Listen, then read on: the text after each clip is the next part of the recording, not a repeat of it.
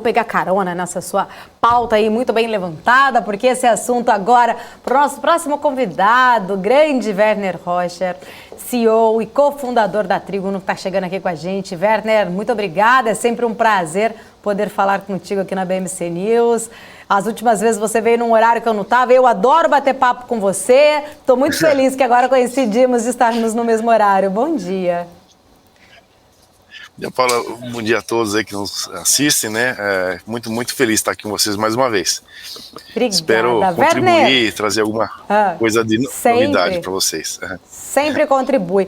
Werner, eu não posso esquecer da nossa última vez que nós conversamos, até puxei aqui, foi no dia 10 de janeiro, aqui a gente teve a matéria foi atualizada, mas a gente conversou no dia 19 de novembro do ano passado, e aí você trouxe a informação, Tesla emite mais CO2 e é pior para o meio ambiente do que carro etanol. A Débora estava falando de Elon Musk, e não tem como eu não falar desse assunto, até porque, né, é um assunto que está numa pauta em alta agora, até o mercado automobilístico brasileiro, parece que tem algumas empresas brasileiras se mobilizando aí para incentivar a questão da venda dos carros elétricos aqui no país. E eu queria entender, né, a sua visão, eu já sei um pouco da sua visão em relação a isso, mas como que você acha que essa mobilização, né, de uma politicamente correta, do ISG, das empresas quererem se mobilizar para fomentar essa indústria automobilística mais sustentável, com carros elétricos, qual o impacto que você vê isso aqui para a gente? Será que realmente o Brasil está preparado para esse tipo de carro, Werner? Então, já começa do primeiro pressuposto que ele é mais sustentável, e não é, tá? Já começa daí. Então, eu vou dar um dado aqui que é da Volkswagen, quer dizer, não é o Werner que está falando, é uma publicação da própria Volkswagen, e eles mostram qual a emissão em gramas por quilômetro rodado das diferentes tecnologias. Por exemplo, na Europa, né, o carro a gasolina 145 gramas, ok? O elétrico 92, guarda esse número, 92 na Europa. Né? Por quê? Porque a fonte energética de eletricidade deles é 60% de origem fóssil, né? O termoelétricas, tem o gás também. No Brasil, nosso etanol, aqui misturado com a gasolina, nosso mix, 87 gramas. Portanto, o nosso carro a gasolina no Brasil, ele emite menos CO2 do que o carro elétrico na Europa. Se a gente pegar o nosso carro elétrico no Brasil, né, que não tem lá as térmicas como tem na Europa, é 65, tá? Ok, melhor que a gasolina. Se a gente pegar o nosso etanol, né, é 58. Portanto, o nosso veículo abastecido por etanol emite menos CO2 que o elétrico. Se a gente pegar o híbrido, né, no Brasil, híbrido, que é o elétrico, né, mais etanol, é 29, quer dizer, basicamente metade, né, e menos que a metade do carro elétrico. Outro ponto importante é que eles estão medindo assim, o veículo, né, na realidade, qual seria o seu combustível, no caso, eletricidade, contra os demais fontes, né, de combustível. Mas o que ninguém fala, e não entra nas contas, é quanto que você gasta para fazer um carro elétrico em CO2, quanto você emite CO2 no carro elétrico e um carro com a tecnologia normal, né? Então, um carro elétrico com as baterias, ele gera 17 toneladas de CO2 contra 5 toneladas de um carro de combustível a gasolina normal, né? Portanto, de partida, o carro elétrico já sai perdendo na largada, né? Eu fiz uma conta aqui, se um carro rodar 30 mil quilômetros por ano, né, se a gente pegar a nossa economia aqui do nosso etanol contra o elétrico, né, são 17 gramas por quilômetro, né? Bom, aqui o etanol já é mais vamos pegar o elétrico quanto gasolina, tá? Porque o etanol já de partida ele é melhor. Então, o nosso carro elétrico no Brasil, ele gera 22 gramas a menos do que o carro, né, a gasolina, vezes 30 mil quilômetros, isso aqui dá 660 quilos, então é menos de 1 tonelada. Então, como estou mostrando aqui, para você fazer o carro, você gasta 12 toneladas, e o consumo é 0,7 toneladas por ano, quer dizer, já mostra que a conta é totalmente equivocada em relação à economia, né, de geração de CO2, então o pressuposto de partida já está equivocado. Então depois a gente pode falar sobre econômico, né? Então, mas assim, essa informação que o carro é movido, né, a energia elétrica mais verde, isso não é verdade, né? De largada. Então agora a gente depois pode entrar no mais importante do Brasil, que é o econômico, tá? Só para, nessa questão especificamente, a gente está debatendo muito, né, recentemente, a questão principalmente do preço dos combustíveis, que essa é a pauta, a questão aí da votação do texto do ICMS, como uma alternativa aí. A gente até falou da defasagem do preço do combustível em relação ao mercado internacional, porém, né, as pessoas estão tratando esse assunto dos carros aí elétricos como se fosse uma salvação também para uma questão emblemática. Só que a gente também não pode esquecer que ele é movido a energia, que é uma outra bandeira que também a gente já sofreu várias, né? Acabamos de sair da bandeira vermelha agora, mas as contas estavam exorbitantes. Essa questão mais econômica, né, seria a solução por uma questão, por exemplo, dos combustíveis, ou a gente só estaria arrumando um outro problema? Agora eu vou matar a pau. Não. Eu vou matar a pau aqui, para não ter dúvida nenhuma, tá? Então, eu vou pegar dados do Nissan Leaf. É um carro econômico, mas custa R$295 mil. E inclusive com isenção de imposto. Você importa e não paga imposto. Quer dizer, a pessoa está pagando tudo quanto é imposto nos combustíveis, no transporte público, e você permite trazer um carro importado da China, sem imposto, que custa R$295. Quem compra é rico. No site da própria Nissan, ela fala que se você rodar com esse veículo, você economiza 9 centavos por quilômetro rodado. Eu fiz uma continha aqui, isso para dar dados da Nissan. R$4.500 por ano de economia. Só que são 50 mil quilômetros por ano. Então, você tem que rodar 50 mil quilômetros para economizar R$4.500, tá? Então, vamos pegar um carro que custa R$295 mil, né? Em vez de você comprar esse carro, você compra um carro que custa 100 mil, tá? Então, você está mais ou menos economizando R$200 mil comprando um carro convencionado. Se você pegar R$200 mil que você vai gastar mais para comprar um Nissan Leaf, e você botar a Selic, né, uma Renault para 13%, você está deixando de ganhar R$26 mil para economizar R$4.500 em combustível. Você economiza R$4.500, mas você deixa de ganhar R$26 mil se o dinheiro ficasse aplicado na Selic e com carro zero. Ou se você ficar com 2 carros zero, você compra 2 carros de 100 mil, né, você ainda sobra R$13 mil, né, você paga os 2 combustíveis, né, dos 2 carros e ainda sobra dinheiro no bolso, tá? Outra coisa, a bateria desse carro eu pesquisei, não se encontra, não acha em lugar nenhum, né? Pesquisei inclusive lá no mundo, então assim, tem uma matéria do Canadá, onde lá esse mesmo veículo foi comprado por $9.500, né? Aqui no Brasil custa 60 mil, mas no Canadá custa 10 mil, 9.500, e a pessoa, quando foi trocar a bateria custava $11 mil, isso no Canadá, né? E aqui se fala que a bateria custa metade do carro. Então no Brasil essa bateria custaria lá uns 150 mil reais. Como eu falei, né, essa bateria você tem que rodar 50 mil quilômetros por ano. E a Nissan fala que a garantia é 165 mil quilômetros ou 8 anos. Se você rodar 50 mil por ano, que é a garantia, em 3 anos e meio você já não tem mais garantia. E outra coisa, para você carregar, uma coisa assim aqui, para você carregar a bateria, né, uma carga de 65 quilômetros, né, de autonomia, você vai gastar 8 horas, né? E todo mundo sabe, né, que tem celular, que a cada ano, né, a tua carga do celular ela vai caindo, você não consegue ter o mesmo número de horas de uso. Só imagina que 2 anos, quantas vezes você tem que abastecer a mais, né, para carregar a bateria, e quantos quilômetros a menos você vai rodar, né? Então, não justifica por economia, né, como a gente falou aqui o custo, né, de abastecimento, não justifica pela emissão de CO2, né, que é o grande mote, e na hora de vender o carro, esse carro provavelmente ele vai ser descartado, não tem valor residual. Ninguém vai comprar um carro com 7 anos que você tem que pagar 150 mil na bateria. Então você não vai ter para quem vender, você vai pegar teu carro e vai levar para um desmanche, né, para sucata, porque você não vai ter. Então você perdeu 300 mil reais, né, então vai ter que comprar um novo por 300 mil reais. E tem outras coisas. Esse carro gasta mais pneu, esse carro pesa 300 quilos a mais, 300 quilos são 4 pessoas, né? 4 pessoas mais 4 são 8 pessoas. Eles não informam o poder de transporte, né? Quantos quilos você pode transportar. você vai gastar amortecedor, suspensão, os mancais, direção. Então é um carro que tem muito custo. E o pneu gasta o dobro. Eu tenho um carro blindado que pesa 200 quilos a mais, o pneu dura metade do que um carro normal, né? Então esse carro vai gastar muito pneu. E pneu é feito de petróleo, de borracha, quer dizer, nada disso aqui está na conta. Então eu não encontro nenhuma justificativa no Brasil, inclusive para mim é absurdo, é da isenção. Um Tesla aqui no Brasil, aquele mais luxuoso, custa 1.800.000, né? Você vai importar o Tesla sem imposto.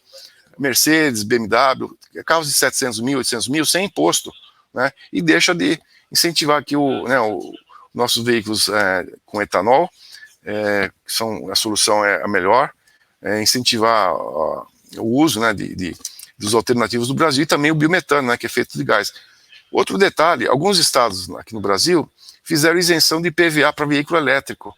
Quer dizer, então o rico, que são essa pessoa que, né, quer dizer, que paga aí 700, 800 mil, não paga IPVA, né? E nós, pobres mortais, que usamos veículos a etanol, né, o híbridos, pagamos os impostos que o importado feito na China, né, outros países não pagam. Então, assim, eu só vejo coisas absurdas, né, e não vejo nenhuma justificativa para se, né, consumir carro elétrico no Brasil, exceto questão de status, né? Você chegar num lugar, mostrar para os amigos, ó, tem carro elétrico que custa aí 300 mil para cima, custa 700 mil. Então, Paulo, eu não vejo nada que justifique o uso de carro elétrico no Brasil. A Europa é outra história, né?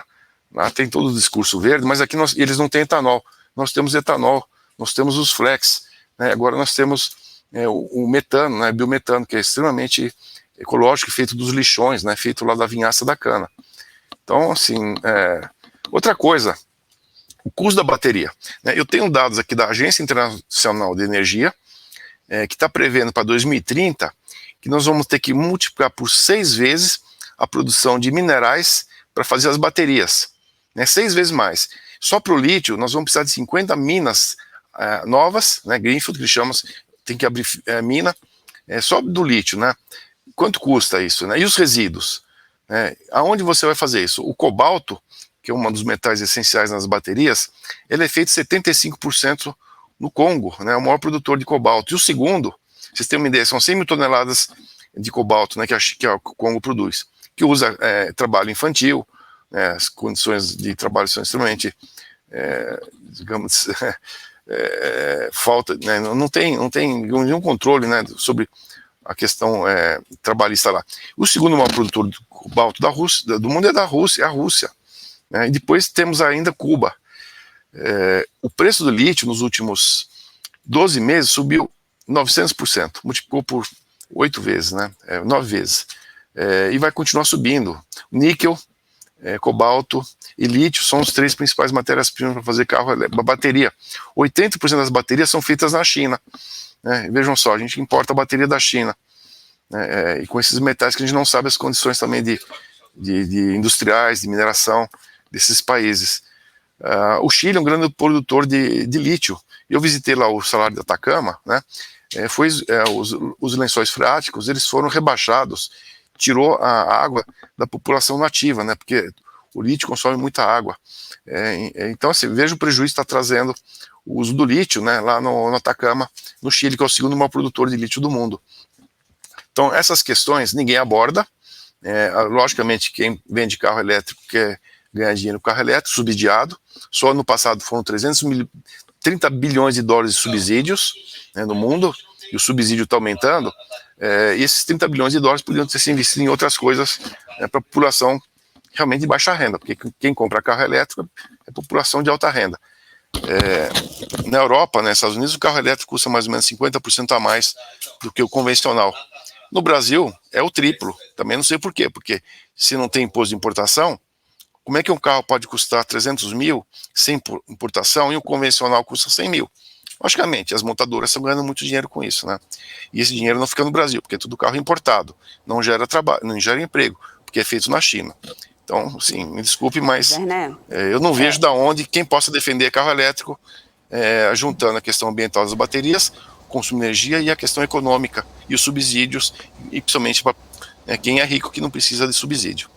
Até para complementar isso tudo que você está trazendo aí, até sobre uma questão de ter pauta verde realmente ou não, como você bem lembrou, né? Por exemplo, na Europa eles têm ali uma pauta verde e tal.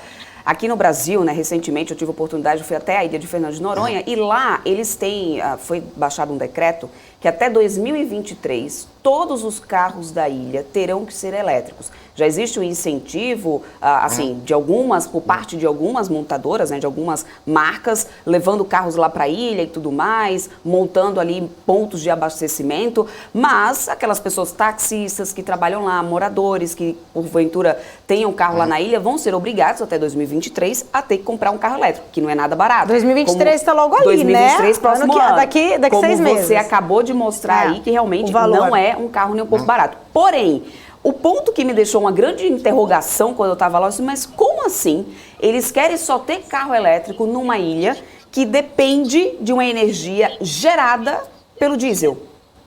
Então, Exatamente, até que ponto realmente você tem uma pauta verde ecológica nesse ponto de vista, né? Até que ponto realmente não seria interessante, por exemplo, investir um pouco mais em etanol? Por que não, então, investir um pouco mais nas usinas de produção de etanol? Né? Onde é que está? E aí isso me deixa uma grande interrogação. Ou híbrido, exatamente. O híbrido também pode ser uma grande... Mas aí, como metade, o híbrido é metade do CO2. Né? Desculpa a palavra, assim, é ignorância. Ou o outro que, para mim, assim, é muito parecido com o greenwashing. Então vocês querem fazer propaganda, olha, eu sou verde, eu sou ecológico, não entra nessas questões, né, que vão no começo de tudo, que como eu falei, que não é verdade, que o carro elétrico ele é mais verde, que desde a produção ao consumo, ou questão econômica, você vai tirar toda essa população que trabalha com veículos fora do mercado, né? Não vai ter. Eu vou dar mais um dado interessante aqui. Hoje, temos 16,5 milhões de carros elétricos rodando no mundo, tá? Então, essa frota anual. As vendas de carro elétrico no mundo é mais ou menos 10%. Mais ou menos 6 milhões, né? De 60 milhões, só que metade é na China, né? Já começa que esses números... Então, todos esses veículos elétricos que estão rodando no mundo, eles consomem 0,5% da energia elétrica gerada no mundo. 0,5%. Tá? 0,5% não é nada. Em 2030, segundo os dados da Agência Internacional de Energia, serão 2,7% da energia do mundo será consumida por carro elétrico. Quer dizer, você vai quintuplicar o uso de energia, né, por carro elétrico, sendo que a Europa é o país onde mais vai consumir. Vai ser 5,5% da energia da Europa será utilizada para carro elétrico, né? E a Europa, a gente sabe que agora a Alemanha está voltando a investir em carvão, eles estão derrubando florestas centenárias, ou que tem mais, talvez, milhares de anos, inclusive uma região de onde a gente vem, né, da minha família, lá próxima, né, não estão protestando, a Greta não foi protestar, né? Então eles derrubando floresta para fazer usina, minerar carvão, né? Então você vê que absurdo, né? Então, de novo, prefeitos, governadores, né, congressistas, tenham que estudar mais o caso, né? Não cair no lobby das montadoras, porque elas querem ganhar dinheiro, né? Você viu o preço aqui que se vende no carro elétrico. Então é muito mais fácil você construir um carro elétrico, né, porque não tem caixa de câmbio, o motor é mais simples, etc, etc. E outra coisa, para mim, assim, o grande incentivo das montadoras a fazer o carro elétrico é a mesma história das nossas impressoras, né? Quanto custa um toner? A impressora custa nada. Quanto custa quando tinha o Xerox, né, que também tinha que trocar o toner? Então, uma vez que você vai ter um carro elétrico, você vai ficar refém das montadoras, quer dizer, ou você descarta o carro, acabou o carro 5 anos, 6 anos, a vida útil da bateria, você descarta o carro, a garantia, ou senão você vai ter que comprar bateria de quem? Das montadoras. Por que a montadora está investindo em bateria? Para vender bateria, né? Outra conta que eu tenho, né, que também é os dados da Agência Internacional de Energia, que em 2030 nós vamos ter aí, acho que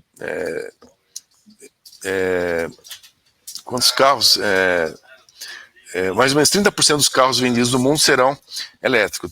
Vamos ter 200 milhões de carros elétricos rodando no mundo, e que vão consumir mais ou menos 35 milhões de baterias, e os carros que já estão rodando, né, que precisa trocar bateria, mais 20 milhões de baterias, né?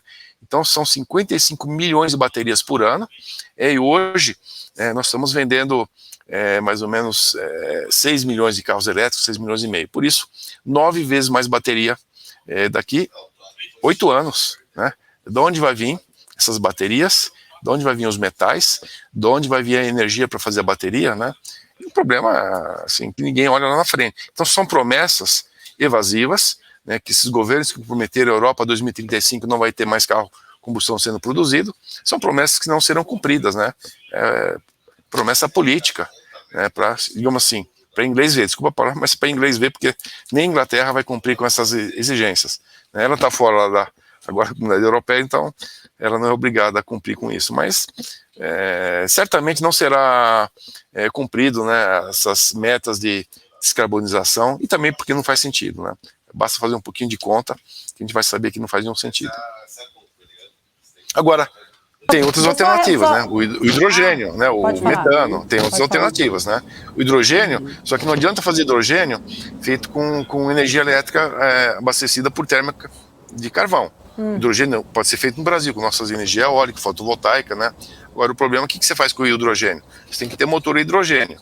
Né? Então você tem que desenvolver toda a indústria para fazer os células de hidrogênio, só que custa muito mais caro. Se eu falei com o carro elétrico, um veículo com célula de hidrogênio é muito mais caro. Como é que você transporta? Onde é que vai abastecer?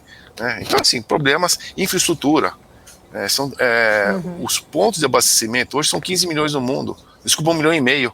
É caríssimo você colocar um ponto de abastecimento, né, ultra rápido. Só que ultra rápido demora 40 minutos para você rodar 60 quilômetros. Né? E o convencional, aqui da tomada, é 8 horas para você rodar 60 quilômetros. Você imagina você estar numa estrada. Né? Então, assim, de novo, não funciona. Né? Não funciona. Várias pessoas que compraram carro elétrico já estão arrependidas. Eu fui para pousada, não tinha tomada, aí eu não tinha como voltar. Fui no posto, tinha um carro já na minha frente, tinha que esperar 3 horas para poder abastecer. São problemas que as pessoas vão enfrentar quando usam, né? Por enquanto é que nem lancha. Alegria na hora que compra e 2 vezes mais alegria na hora que você se bebive na lancha. Vamos ver. Antes da Débora fazer essa outra pergunta aí, eu só queria complementar, porque a gente estava falando aí do número, né, de carros. O último relatório que eu achei aqui, estima-se que hoje são 16 milhões de carros elétricos em circulação no mundo. Isso.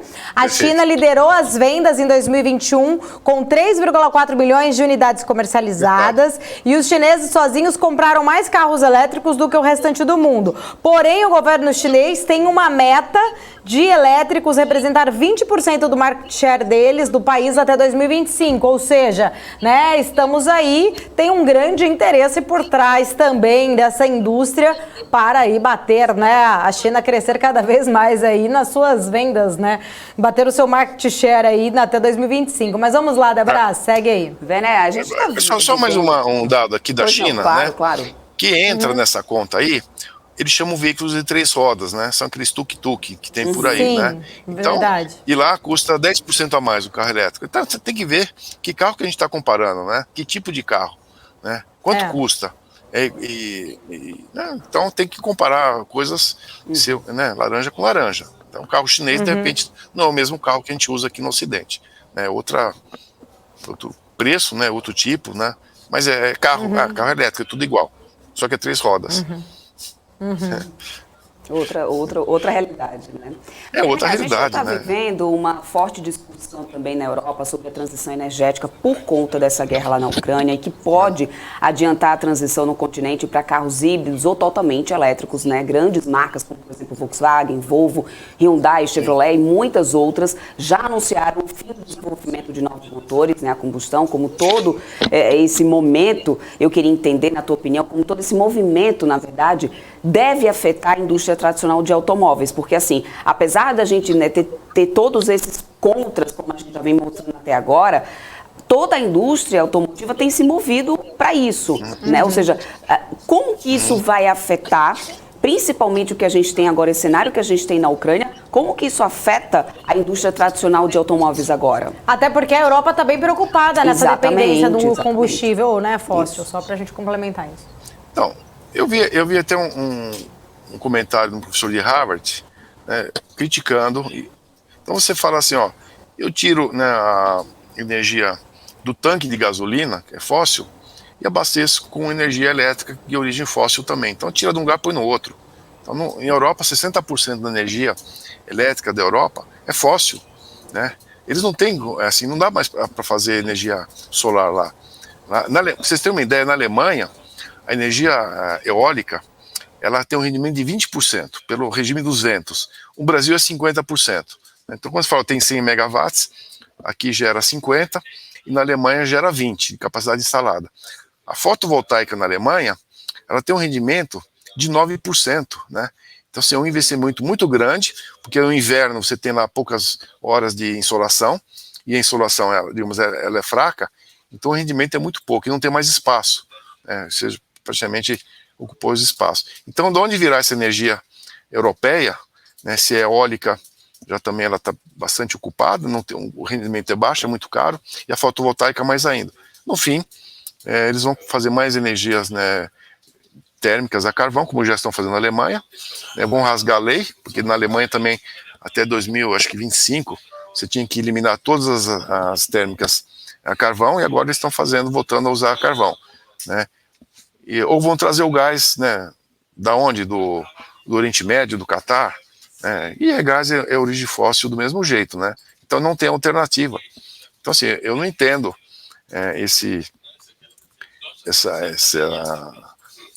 decisão, né, de eliminar carro a combustão, a não ser pelo interesse das montadoras de ganhar dinheiro, né? Sob o ponto de vista econômico, né, e, digamos, ecológico, né, não justifica. Agora, as montadoras, logicamente, elas fazem todos os lobbies, né, elas só mostram a conta, por exemplo, do consumo de energia, mas não mostram a conta de quanto você gasta de energia e também de quanto você gera de CO2 para construir o veículo, né? E também não entra na conta a questão de bateria, inclusive de reposição. As baterias têm uma vida útil, a gente fala, não, mas vão inventar uma nova tecnologia, né? Então fica sempre, vão inventar. Todo mundo usa bateria, né? Pilha de rádio, Duracell, ou essas... Mudou alguma coisa nos últimos 40 anos, 30 anos, né? Não mudou absolutamente nada. As baterias de carro também, elas duram o que duravam antigamente, 2 anos acabou a bateria. E o celular, a gente vê que as baterias continuam acabando rapidamente, tem que jogar o celular fora porque não dá para trocar a bateria. Carro vai ser a mesma coisa. Então, essas metas não serão cumpridas, eu não tenho dúvida nenhuma que isso vai ser revisto, e se forem cumpridas, terão um ônus muito maior na geração de energia elétrica, né, pelo efeito que terá na atmosfera, né, pelo queima de carvão ou de gás, né, ou de diesel, como está sendo feito em alguns países, né, e não resolve a questão. Outro dado importante, no mundo hoje, o transporte gera 10% do CO2 do mundo, só 10%. Carro, né, é 7% e o pesado 3%. Na verdade é 11%, e o off-road, né, essas máquinas, trator, etc, 1%. Então é uma parcela relativamente pequena o carro. Agora, quem gera mesmo o CO2 é a energia elétrica, são as térmicas. Então você vai estar aumentando a produção de energia térmica para resolver um problema relativamente pequeno de carro, 7% no mundo. O alumínio, o cimento, o aço, né, a petroquímica, eles são grandes geradores de CO2 também, só que ninguém comenta a respeito. Por que o cimento não tem que cumprir metas? Porque o aço não tem que cumprir metas, né? Porque outras indústrias que geram muito CO2 não têm que cumprir metas. Por que o vilão da história é carro? Porque carro vende, carro dá lucro, né? Carro dá reposição de baterias. De novo, é um grande lobby para se vender carro que custa menos para se fazer, ele é mais simples, mas gera mais lucro para as montadoras e ainda conta com subsídio, né, grandes subsídios que quem paga é a população de baixa renda, que não vai usufruir desses veículos, né, e de alguma forma o governo vai trazer a sua arrecadação, né, para cobrir subsídios através de impostos que todos pagam. Então também não faz sentido nenhum em termos de população de baixa renda que não vai se beneficiar disso aqui, especialmente quem usa transporte público, né, que nem usa o carro, mas vai estar aqui pagando lá o custo da sua tarifa pública. Então, realmente, de novo, não será cumprido e não faz sentido nem sob o ponto de vista ecológico, nem sob o ponto de vista econômico, a não ser para as montadoras. Esses são os grandes ganhadores. E agora mudando um pouquinho de assunto, né, falar um pouquinho sobre os resultados da Ferbasa, Werner, né, a empresa valorizou muito no ano passado, inclusive, 155%, apresentou um aumento de 328% nos lucros, né, agora. E quais são as perspectivas, né, para a companhia, né? Por que ela não para de subir? O que exatamente explica isso?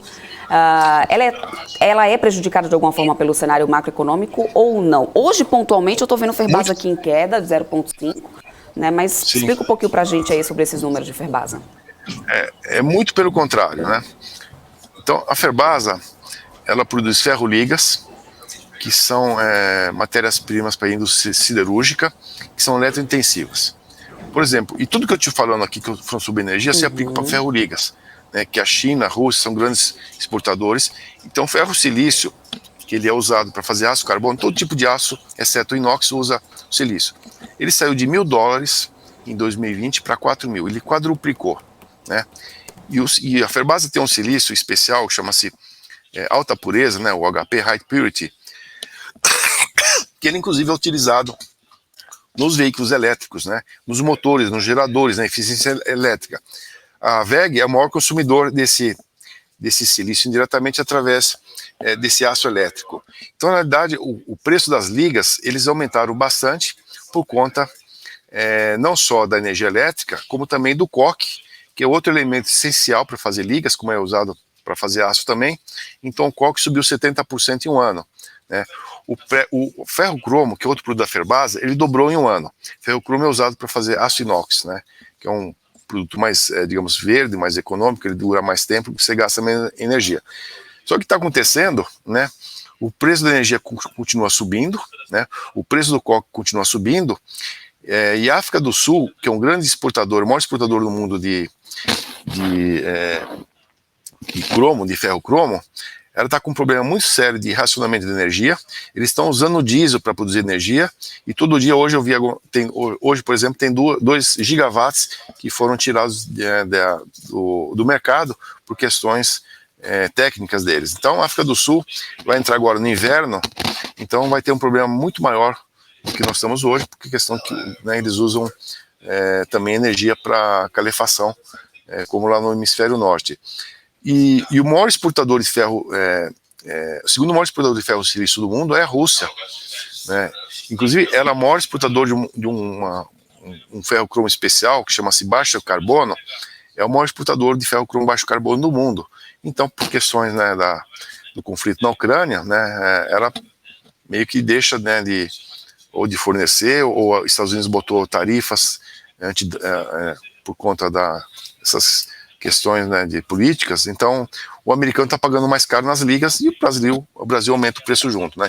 Então, a Ferbasa, ela não é impactada, porque nossa energia é energia eólica, né, energia hidrelétrica, então não tem um efeito, pelo contrário, nossa energia está caindo, bandeira verde, e ela usa o carvão vegetal de eucalipto, inclusive, que captura CO2 da atmosfera. A Ferbasa é uma empresa verde, então ela produz o próprio carvão vegetal, que retira o CO2, né, da atmosfera pelo eucalipto. Então ela não tem esse custo de coque.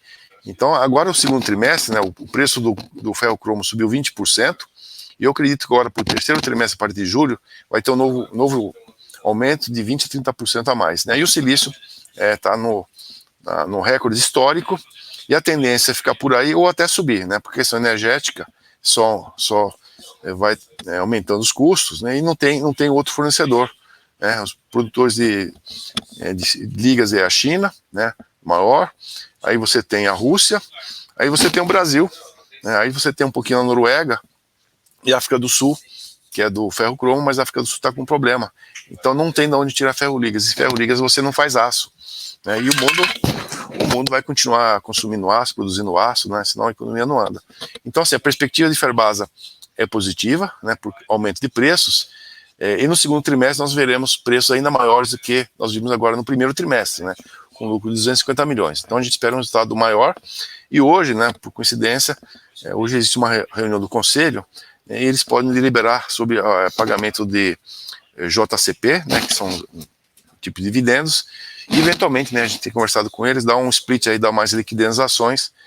Agora a gente depende aí do Conselho aprovar ou não, mas não sabemos. Mas hoje isso vai ser decidido. Então, Ferbasa é uma grande pagadora de dividendos, não tem dívida, está com 600 milhões em caixa, e eles anunciaram agora, numa última reunião de resultados, que eles vão estar investindo para a autoprodução de energia, né, tornando a energia ainda mais barata, né, ainda mais, digamos, verde, né, porque o nosso grid no Brasil ainda tem um pouquinho de energia térmica, e você produzir sua própria energia eólica, né, aí é 100% energia renovável, né, e ainda mais barata, e eventualmente fotovoltaica também, né. Hoje a fotovoltaica ela tem um custo ainda menor do que a eólica, né, nos novos projetos. Então, eventualmente, eles possam investir também em energia fotovoltaica. Então, seguimos otimistas, né, e principalmente com a tendência de aumento de preços, que ela continua.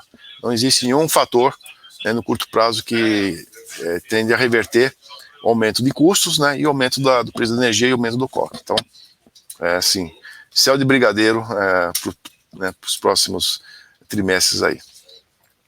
Tá certo, Werner, quero só agradecer mais uma vez, sempre uma aula, gosto muito de conversar com o Werner, porque ele fala mesmo, não tem aí papas na língua em relação a algumas questões, né, que as pessoas muitas vezes ficam em cima do muro, com medo de falar. Não, Werner Roger, sensacional aí, sempre trazendo pontos de vista importantes pra gente, avaliar, entender. Obrigada, Werner, só gratidão aí pelo seu tempo, pela sua participação aqui, ajudando a gente a entender questões importantes. Paula, Débora, é um grande prazer estar com vocês, né? Estamos sempre à disposição, até para debater. De repente vem um defensor do carro elétrico, né? E a gente argumenta, debate, né? E traz um ponto de vista diferente, porque a gente não é dono da verdade. De repente a gente escuta também o outro lado da verdade, né? Então o debate é sempre importante aí para as pessoas levantou que façam uma pauta boa para um podcast. Né? Eu vou tentar agendar um podcast aí com você e uma outra pessoa defensor para a gente trazer esse debate aí de uma forma saudável, claro, para a gente aprofundar um pouco mais aí no tema. Obrigada, viu, Werner? Agora, só uma coisa, os meus dados tem fonte, tá? Agência Internacional de Energia, não é nada chutado, é tudo fontes que agora é de maio. Então, absolutamente transparentes, né? E não é chute. Né? Não estou falando nada assim de chutando, realmente são fontes oficiais, tá? Muito obrigado a todos, né? E uma boa tarde.